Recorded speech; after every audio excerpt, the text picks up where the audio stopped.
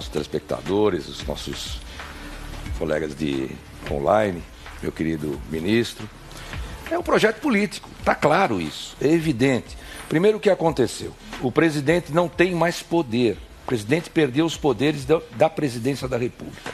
O Supremo Tribunal Federal, com aquela decisão gravíssima, com todo o respeito aos ministros, tenho muitos amigos lá, mas uma decisão gravíssima que simplesmente acabou com a federação.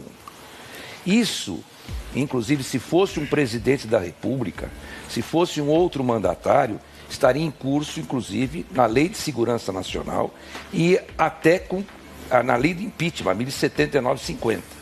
Não é? É uma situação complicadíssima. Negou-se a federação, que é fundamento da República, com todo o respeito aos nossos ministros, que eu tenho muito carinho por muitos lá. Partimos para o modelo americano dos Estados Unidos, por exemplo, em que os estados têm autonomia. Então, o que aconteceu? Os estados e os municípios estão batendo cabeça, fazendo o que querem.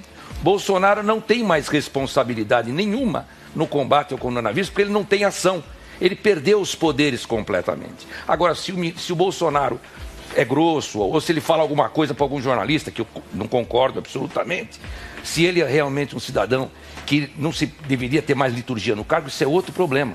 O que interessa é que ele entrou certo, com a equipe certa, fazendo certo. Só as estatais, que estavam em 70 bilhões de prejuízos, estão dando outro tanto de positivos 70 bilhões, para se ver. Então, uma política austera, uma política que vinha vindo muito bem até chegar o coronavírus. E, infelizmente, essa decisão do Supremo Tribunal Federal, que tirou os poderes do presidente. Na sua opinião, é inconstitucional? Eu acho que é inconstitucional essa decisão, com a devida vênia. Aliás, é muito grave essa decisão, porque esfacelou a República. E aí nós temos os governadores e os prefeitos fazendo o que querem. E nós vimos aí o quê? Arbitrariedades das mais absurdas possíveis. Né? Nós vimos cidadãos sendo arrastados, algemados, quando o Supremo tem uma súmula, a súmula vinculante número 11, que proíbe algemar preso. Quer dizer, o preso não podia ser algemado. Eu já vi processo ser anulado por preso ter sido algemado. E agora o cidadão de bem não pode trabalhar, está sendo arrastado. E quanto à questão da pandemia em si, lógico, nós temos que tomar todas as cautelas, os protocolos. Só que o Brasil, não é Alemanha, não é Suíça. Aqui a economia é outra conversa. Nós não podemos, como disse o Pondé, brincar de Alemanha. Além do que, não adianta essa quarentena quando o Brasil não tem o controle do território nacional. O governo está ausente em 40%, 45% do território nacional. Ali não tem quarentena. E esse pessoal, esse pessoal transita normalmente, transmitindo o vírus. E nós estamos vendo quem está em isolamento.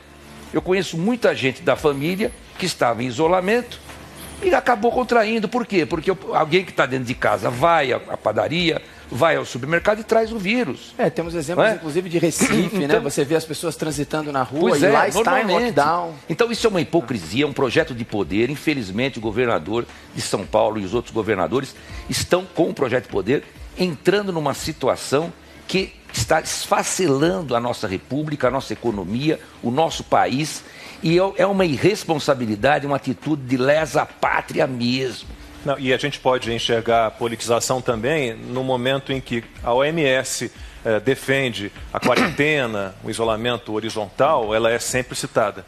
A partir do momento em que a OMS muda um pouco o discurso e diz que, alguns países, né, os países em desenvolvimento, os países mais pobres, eles não podem seguir esse modelo porque há pessoas que precisam trabalhar diariamente, aquela velha história de vender o almoço para comprar o jantar, porque a infecção está se dando dentro das casas, a OMS deixa de ser citada de uma hora para outra. Posso falar mais uma coisinha? Além do que, tem um problema sério. Nós não estamos em estado de sítio nem em estado de defesa. E a Constituição tem sido desrespeitada diuturnamente, inclusive pelo governador de São Paulo, que agora veio falar que o Bolsonaro não pode governar por decreto-lei. Ele só está governando por decreto. O decreto dele está valendo mais que a Constituição. E ainda por cima, além de não estar em estado de sítio e estado de defesa, nós estamos negando vigência ao artigo 1º, inciso 4º, que garante, é fundamento da República, a livre iniciativa e o trabalho.